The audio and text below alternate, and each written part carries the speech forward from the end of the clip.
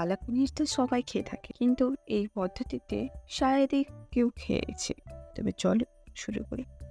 প্রথমে আমি পালং শাক কুচি করে লবণ দিয়ে ফ্রাই করেছি। শুধু লবণ দিয়েই ফ্রাই করেছি, আর কিছুই দেইনি। আর সেম আমি পনিরের সাথেও করবো, শুধু লবণ দিয়ে এটি হালকা হালকা গোল্ডেন ব্রাউন হওয়া অবধি ফ্রাই করে নেব। এবার রসুন, মরিচ, জিরে, ধনে পাতা আর দারচিনি, লং আর একটুখানি কাজু দিয়ে ওটাকে বেটে নেব। এবার এখানে জিরের ফোড়ন দিয়ে পেঁয়াজগুলোকে ফ্রাই করে নিব, আর একখান টমেটো দিয়ে লবণ দিতেই হবে। এবার টমেটোটা ফ্রাই হয়ে গেলে এইভাবে ওর চোকাটা বের করে নেব।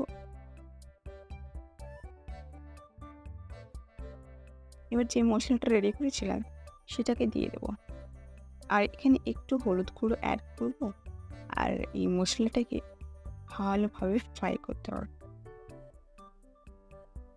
ফ্রাই হয়ে গেলে আমি যে পালং শাকটা ভিজিয়ে রেখেছিলাম সেটাকে আমি পিষে এখানে দিয়ে দেবো।